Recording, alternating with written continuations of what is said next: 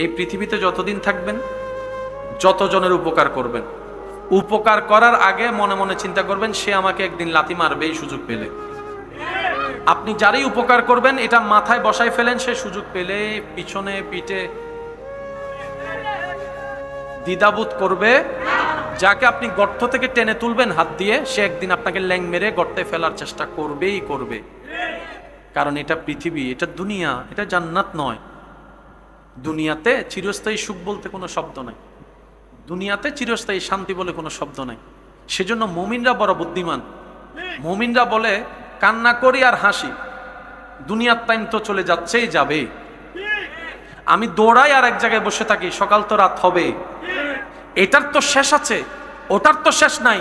সুতরাং এই দুনিয়ার জীবন আমি সহ্য করে, ধৈর্য ধরে, শুকরিয়া করে, কোন রকম কাটাই ফেলে ইবাদত করে, ইমানটা ঠিক রেখে আল্লাহ তাআলা আমাকে হাসরের ময়দানে পরকালীন জীবনে এমন নিয়ামত দান করবেন যেটার কোনো শেষ নাই, সেটার কোনো শেষ নাই, যে নিয়ামতের সুখের শান্তির কোনো অভাব নাই। সুবহানাল্লাহ। বোকারা দুনিয়া নিয়ে ভাবে, বুদ্ধিমানরা আখেরাত নিয়ে ভাবে। বোকারা দুনিয়ার জমায়, বুদ্ধিমানরা আখেরাতের জমায়।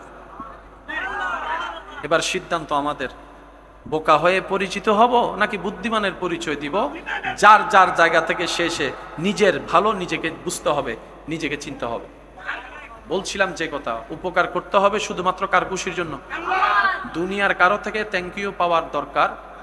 আপনার ঘরে যদি কোনো অসুস্থ মুরব্বী থাকে, দেখবেন আপনি নিজেই সেবা করেন, আবার ওই মুরব্বী আপনারে দোষ ধরে।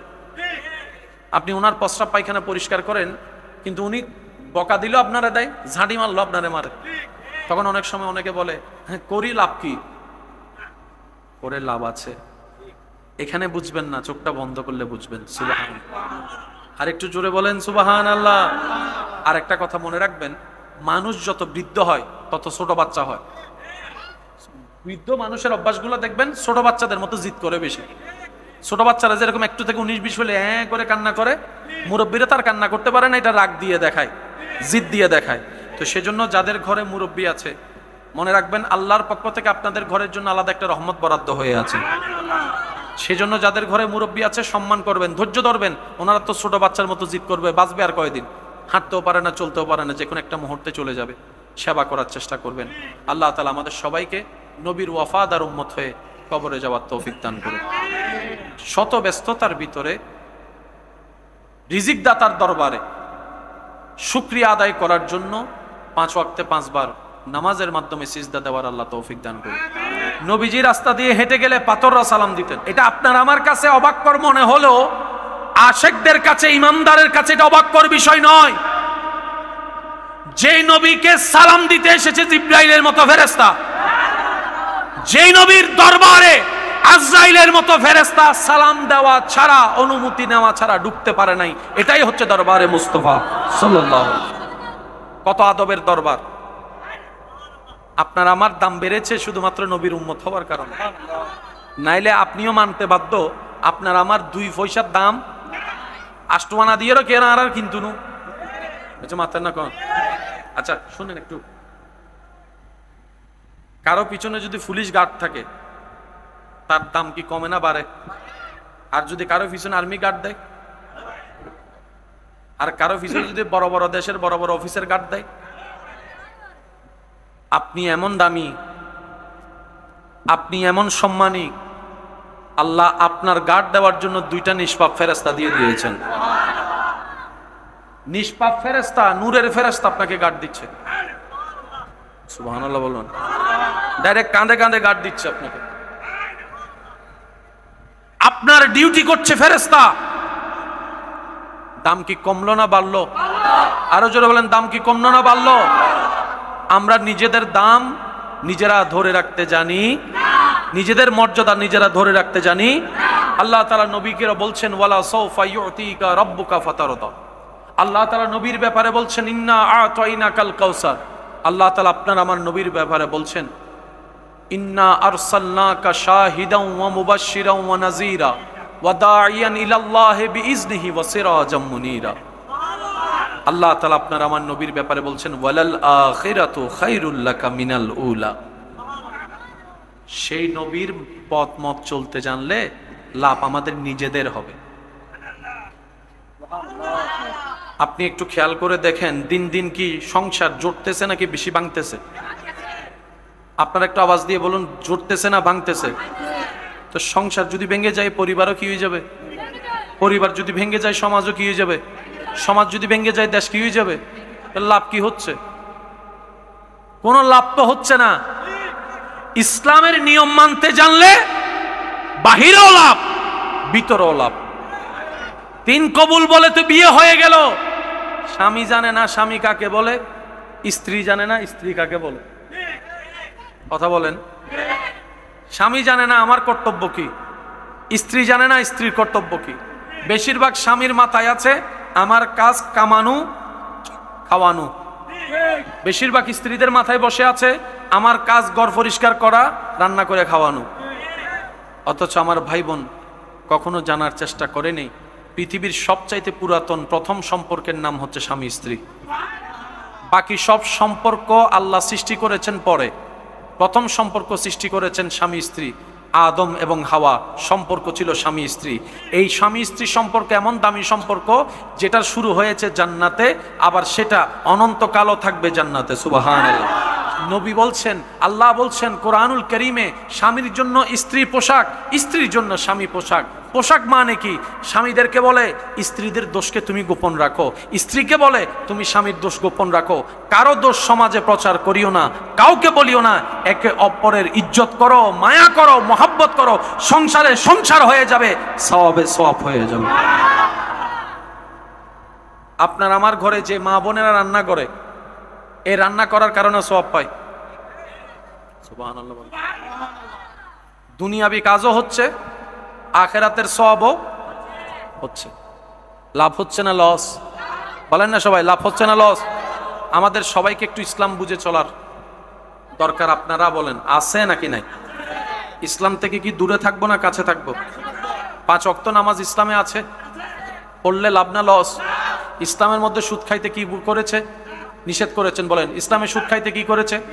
গোশ খাইতে, মদ খাইতে, গাঁজা খাইতে, অন্যকে অত্যাচার করতে, মানুষকে কষ্ট দিতে, মানুষকে কঠিন কথা বলতে। ইসলাম যা যা নিষেধ করেছে আমরা সেগুলোই বেশি করি। কি বলেন আপনারা? এবার বলেন দোষ কার? আল্লাহ যদি জাহান্নামে দেয় আমাদেরকে, আমরা নিজেদের দোষে। ইসলাম কত সুন্দর। সম্পত্তি বন্টনের ব্যাপারে দেশীয় আইন আছে না নাই? কিন্তু ইসলামের ফরায়েজও, ইসলামের মধ্যে ফরায়েজও, আমরা বেশিরভাগ মানুষ ফরায়েজ দিয়ে সম্পত্তি বন্টন করতে জানি না, যার কারণে বরকত হারাই ফেলি। বছরে একবার সম্পদের নির্দিষ্ট পরিমাণের উপর কি দিতে হয়? যাকাত। যাকাত দিলে সম্পদ পবিত্র হয়। যাকাত দিলে সম্পদ কি হয়? পবিত্র হয়। পবিত্র হয় মানে আপনার সম্পদে বরকত হবে, আপনার পরবর্তী প্রজন্ম আরো ডবল সম্পদের মালিক হবে। এটা একটা ট্যাক্স যেটা আল্লাহর কাছে জমা থাকে। মনে রাখবেন, আল্লাহর জন্য কেউ যা করবে, যা যতটুকু করবে, সর্বনিম্ন 10 গুণ বেশি পাবে, সর্বোচ্চ 700 গুণ বেশি পাবে। আর এর উপরে যাবে বেগাইরে হিসাব আল্লাহ তাকে দান করবে। আপনার জীবনেই কি শেষ নাকি ছেলে মেয়ের জীবন আছে? ছেলে মেয়ের জীবনই শেষ নাকি নাতি নাতনি আছে? এগুলা আস্তে আস্তে আপনার থেকে নাতি নাতনি আস্তে আস্তে কত সরকার আসবে, কত সরকার যাবে, কিন্তু আসল মালিক তো সব সময় থাকবে। সেজন্য অ্যাকাউন্ট একটা রবের কাছে করবে। সুবহানাল্লাহ বলি। অ্যাকাউন্ট একটা রবের কাছে করবেন। এই অ্যাকাউন্টের খবর আপনি এবং আপনার রব ছাড়া জানে কেউ না জানে। এই অ্যাকাউন্টে টাকা জমাবেন কিভাবে? রাস্তা দিয়ে যাচ্ছেন, একজন গরিব দেখেছেন, আল্লাহ আপনাকে যা দিয়েছেন সেখান থেকে আপনি দিয়ে দিলেন, জমা হয়ে গেছে। এদিকে দুনিয়াবি হিসেবে তার পেটও ভরার টাকা পেয়েছে, ওদিকে আপনারটা 10 টাকাটা ওখানে 10 গুণ বেশি হয়ে অথবা 700 গুণ বেশি ওইখানে জমা হয়ে গেছে। মসজিদ মাদ্রাসায় যতটুকু পারবেন গোপনে দান করবেন। প্রতিবেশীকে, গরিব আছে, অসহায় আছে, তাকে দান করবেন। অসুস্থ কোথায় আছে খুঁজে তাকে দান করবেন। অভাবী কে আছে খুঁজে তাকে বাজারের ব্যবস্থা করে দিবেন। যা করবেন আল্লাহ আপনাকে যা ইনকাম দিবে সেখান থেকে গোপনে গোপনে গোপনে গোপনে। মনে রাখবেন 10 টাকা দিবেন, সর্বনিম্ন 10 গুণ বেশি পাবেন। জমা হচ্ছে কার কাছে? বলেন না কার কাছে? আর আল্লাহ তাআলার একটা বিধান, আল্লাহ এবং রসুলের একটা নিয়ম হচ্ছে কারো ধার রাখে না। সুবহানাল্লাহ জোরে। আল্লাহ এবং রসুল কারো ধার রাখে না, বাকি জিনিস রাখে না। যে আল্লাহর জন্য করবে, আল্লাহ তার জন্য তার চাইতে বেশি করে। এখন জমা হচ্ছে কার কাছে? বলেন সবাই, কার কাছে? এবার আল্লাহ তাআলা আপনাকে দুনিয়াতেও দিবেন, এটার বিনিময় আখিরাতেও দিবেন। শুধু তাই নয়, আপনার পরবর্তী প্রজন্মের ভিতরেও আল্লাহ তাআলা সেই রিজিক ব্যবস্থা করে দিবেন। সুবহানাল্লাহ। তো সন্তান পেলে তো বাবা এমনি খুশি হয়, নাতিরা পেলে তো দাদা নানা এমনি খুশি হয়। আপনি যদি চান তারা পাক, পরবর্তী প্রজন্ম পাক, তাহলে আপনাকে কিছু কিছু কাজ গোপনে আল্লাহর জন্য করতে হবে। আমরা কি এই নিয়মগুলো মেনে চলার চেষ্টা করতে পারবো ইনশাআল্লাহ? আর একটু মহব্বতের আওয়াজে আল্লাহ তাআলা আমাদের সবাইকে নেক আমলের সাথী হয়ে থাকার তৌফিক দান করে। শেষ ভালো যার, বলেন বলেন সবাই বলেন, শেষ ভালো যার। আজকের এই মাহফিল থেকে আমরা অন্তত এতটুক বুঝটা নিয়ে যাব, ইসলামের যতটুক জানি অন্তত এতটুক যেন আমরা পালন করতে পারি। কি বলেন আপনারা? যতটুক জানি ততটুক যেন পালন করতে পারি, আর যা জানি না তা জানার চেষ্টা করব। আমরা তো এক লাফে আর গাছে উঠতে পারবো? একটু একটু হলো পরিবর্তন যদি করতে পারি, এই একটু একটুটাই কাল হাসরের ময়দানে বিশাল আকারের সওয়াব বানিয়ে দিবেন কে?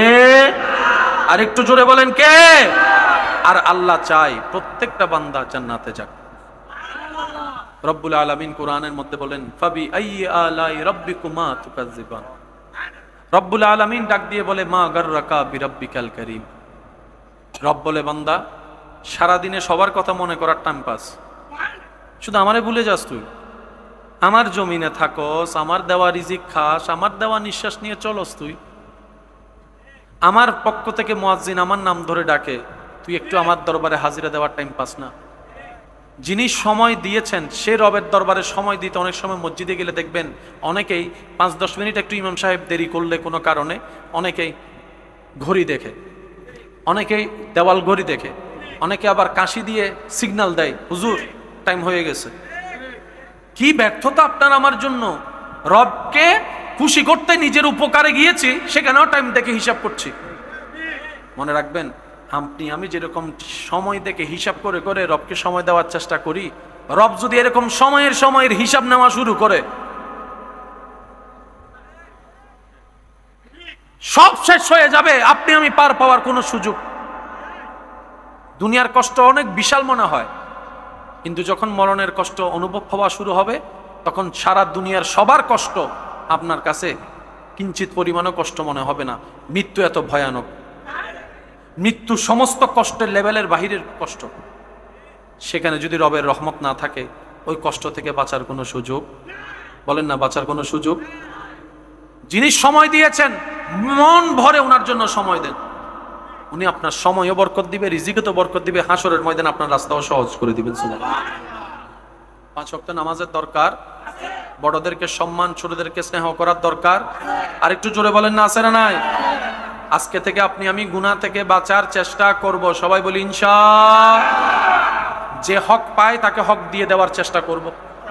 জায়গা পাইলে জায়গা, টাকা পাইলে টাকা, যদি দেওয়ার সামর্থ্য না থাকে সামনাসামনি গিয়ে অন্তত মাপ চেয়ে নেবেন। কারণ দুনিয়াতে মাপ পাওয়া যত সহজ, হাসরে মাপ পাওয়া তার চাইতে 1000 গুণ বেশি কঠিন। আমরা কি রকম বোকা জানেন? আচ্ছা, টাকা ধার নিয়ে টাকা দিচ্ছি না, সে টাকা কি নিয়ে কবরে যেতে পারবো? জমিন নিয়ে জামিলা, জমিন নিয়ে কি কবরে যেতে পারবো?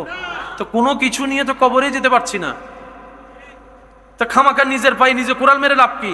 আপনি আমি 2 নম্বরই করে কামাইলাম, পরবর্তী প্রজন্মরা খাবে, আমি তো আর খেতে পারবো না। 5 তলা বিল্ডিং আপনি বানাইছেন, থাকতে পারবেন না, ছেলে মেয়েরা থাকবে। আর যদি ভাগ্য খারাপ হয়, সেটা এখান থেকে অনেকে ওদেরকে বের করে দিবে, অন্যরা দখল করে নিবে, তখন কি করবেন? সেজন্য জিম্মাদারিটা রাখতে হবে কার কাছে? এই যে আপনারা বলি না ইন্স্যুরেন্স, বলে না ইন্স্যুরেন্স আছে না? ইন্স্যুরেন্স মানে কি? এক কথাই বুঝেন, আপনার যদি পা ভেঙে যায়, দিবে হ দেরি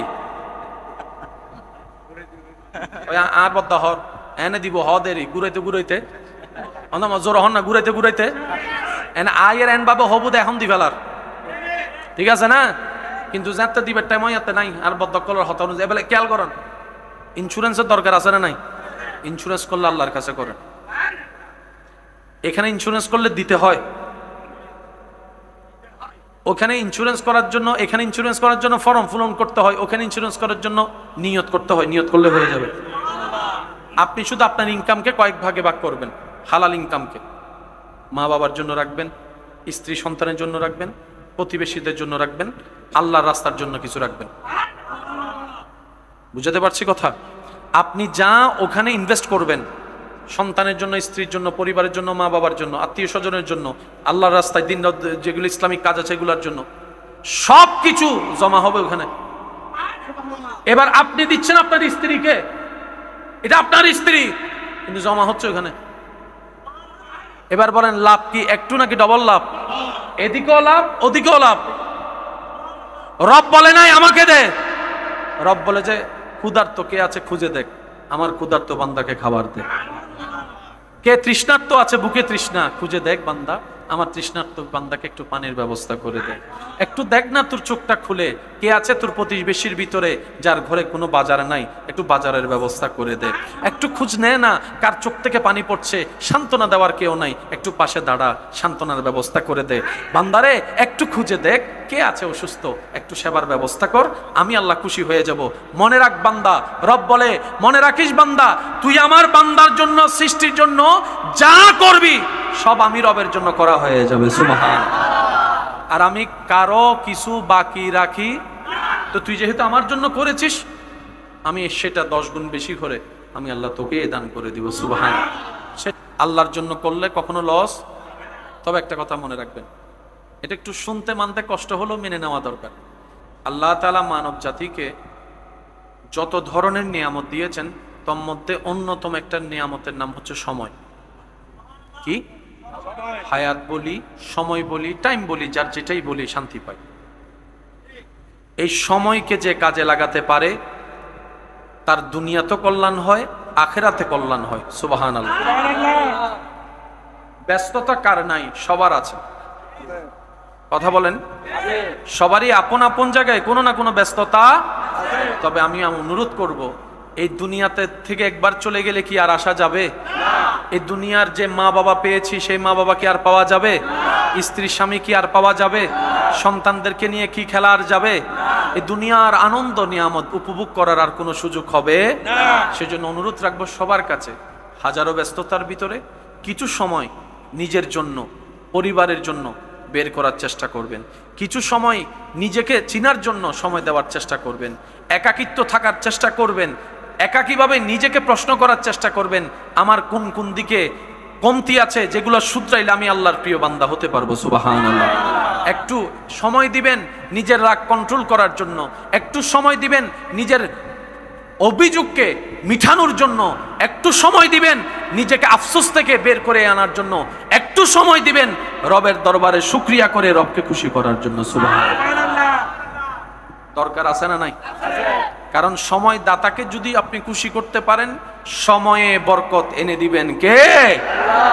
আর আমাদের সবার সময়ের মধ্যে বরকতের দরকার। এবার আমি মূল আলোচনার দিকে যাচ্ছি, যেটা না বললেই এই জিনিসগুলা বোঝা সম্ভবপর ছিল না। আমি বেসিকটা তৈরি করতে পেরেছি বলে আমার মনে হয়।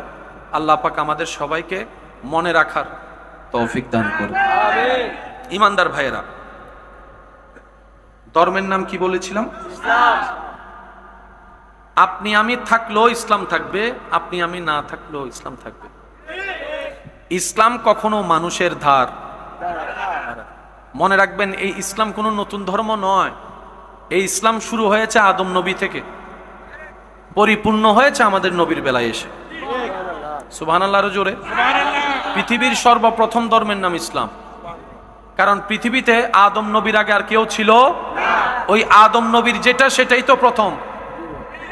আদম নবীকে জিজ্ঞেস করেন, উনি বলবে লা ইলাহা ইল্লাল্লাহ। সুবহানাল্লাহ। ওই ইসলামের জগতে সময়ে সময়ে যুগে যুগে আল্লাহ তাআলা হিকমতে পৃথিবীর ধারে, পৃথিবীর বুকে নবী রাসূলকে পাঠিয়েছেন। সেই ধারাবাহিকতায় আস্তে আস্তে আস্তে আস্তে আস্তে সবার শেষে তিনিই এসেছেন। সবার শেষে আল্লাহ ওনাকেই পাঠিয়েছেন, যিনি সমস্ত নবীদের ইমাম, সরতাজ। সুবহানাল্লাহ। ভাগ্য গুণে যে নবীর উম্মতের খাতায় আপনার আমার মতো গুনাহগার উম্মতের নাম লেখা হয়েছে। সেই নবী কেমন? আল্লাহু আকবার। বাবা একটু মনোযোগ।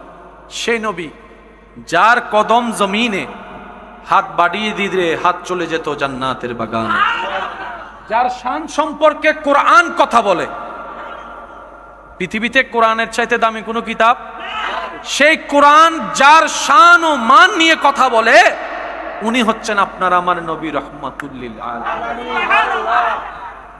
আমরা বলি এত বিশাল আকাশচুম্বী সম্মান উনার। নবী এমন একজন আল্লাহর সৃষ্টি, আল্লাহর হাবিব, যাকে আল্লাহ তাআলা সবকিছুর মধ্যে সৃষ্টি জগতে সবচাইতে বেশি সম্মানিত করেছেন। তিনি আপনার আমার নবী রাহমাতুল লিল আলামিন। আপনাকে আমাকে চিনে কয়জনে? কিন্তু সৃষ্টিতে নবীকে চিনে না এমন কেউ নাই। সুবহানাল্লাহ বললে সুন্দর হবে। যারা আমার নবী রাহমাতুল লিল আলামিনের উম্মত তারা জোরে বলেন সুবহানাল্লাহ। মাশাআল্লাহ, আর একটু জোরে বলেন। আপনাকে আমাকে চিনে মাত্র 2, 3, 5 জনে। আমাদের নবীকে আসমানে চিনে, জমিনে চিনে, পাহাড়ে চিনে। আমি সুবহানাল্লাহ শুনতে পাচ্ছি না তো? হ্যাঁ, আপনার গাছে চিনে, পাথরও সালাম দিয়ে চিনার জানান দেয়।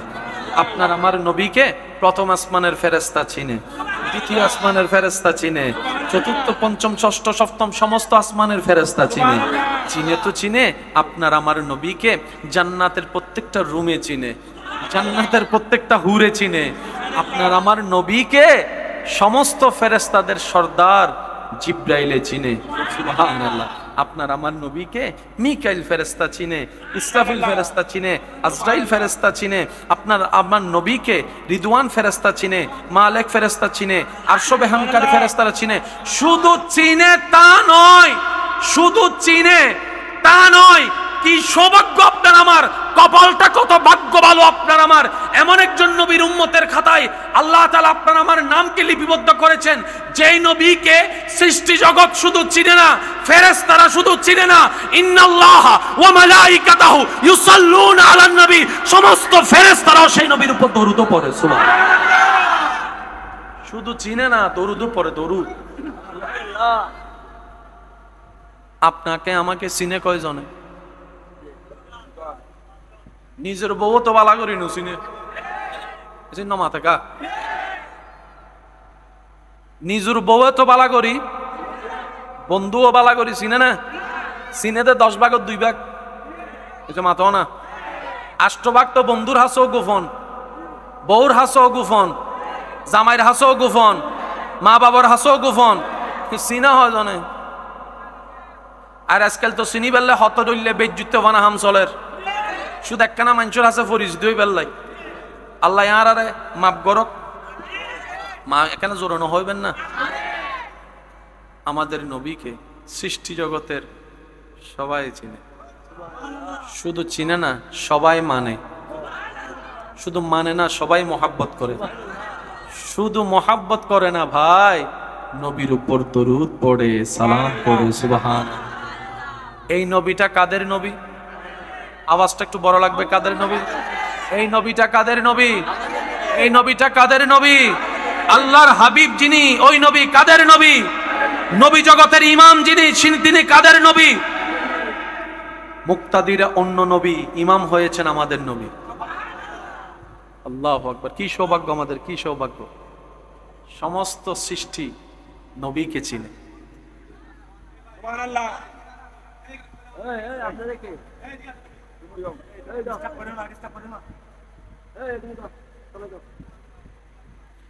একবার দরুদ শরীফ পড়েন। আল্লাহুম্মা সাল্লি আলা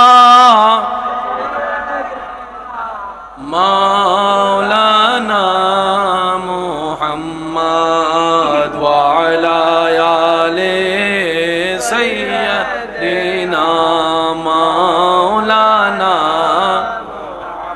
মুহাব্বতের আওয়াজ একবার বলেন মারহাবা। এটা কাদের নবী? আওয়াজ দিয়ে বলেন, একদম ফুল ভলিউমে বলেন কাদের নবী? যেই নবীর কোনো তুলনা, যেই নবীর কোনো মেসাল, যেই নবীর কোনো উপমা जिसका कोई सानी नहीं वो नबी हमारा है, जिसका कोई सानी नहीं वो नबी हमारा है, मुस्तफा की अज़मत का हद ही ना किनारा है, जार कोनो तुलना নাই ওই নবী আমাদের নবী। বড় করে বলেন সুবহানাল্লাহ। সর্বদিকে আল্লাহ পাক যাকে শ্রেষ্ঠ বানিয়েছে সুবহানাল্লাহ, কিন্তু আমরা বুঝতে পারি না, সে বুঝার জ্ঞান আমাদের নাই, সেই চুপ পর্যন্ত যাওয়ার বুঝ আমাদের। এবার আসুন, কোরআন যার প্রশংসা করে তিনি আপনার আমার নবী রাহমাতুল লিল আলামিন। আল্লাহ যাকে বানিয়েছেন সবার আগে, পাঠিয়েছেন সবার পরে। সুবহানাল্লাহ। এগুলো বুঝার মতো বিষয়, যেগুলো বুঝলে মনে বসলে আপনার ঈমান শক্ত হবে। শয়তান ঈমান চুরি করার জন্য সর্বদা প্রস্তুত, সে যেহেতু চুরি করতে প্রস্তুত, আমাদেরকে হেফাজত করার জন্য প্রস্তুত থাকতে হবে।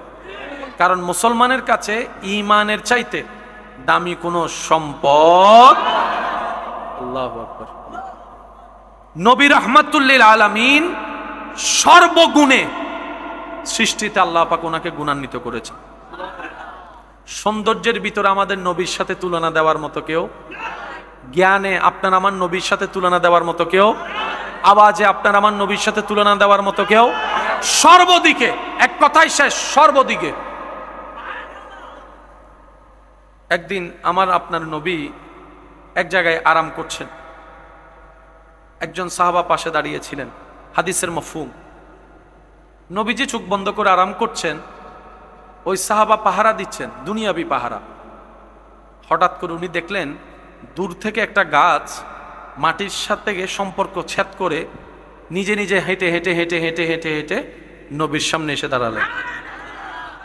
উনি নিজে সচক্ষে দেখতেছেন, একটু বুঝবেন জিনিসটা, উনি নিজে সচক্ষে দেখছেন, কিন্তু নবী আরাম করছেন, নবীকে ডাকার মতো সাহস নাই, আরাম করছেন। উনি দেখতে লাগলেন ওই গাছ নবীজির সামনে এসে দাঁড়িয়ে কিছুক্ষণ অপেক্ষা করে আবার আপন জায়গায় চলে গিয়ে দাঁড়িয়ে গেলেন। নবীজি রাহমাতুল লিল আলামিন যখন চোখ খুললেন, তখন ওই সাহাবা অবাক হয়ে এই কথাটা নবীর সমীপে পেশ করলেন, ইয়া রাসূলুল্লাহ, আপনি যখন আরাম করছিলেন তখন আমি দেখছিলাম এরকম একটা জিনিস।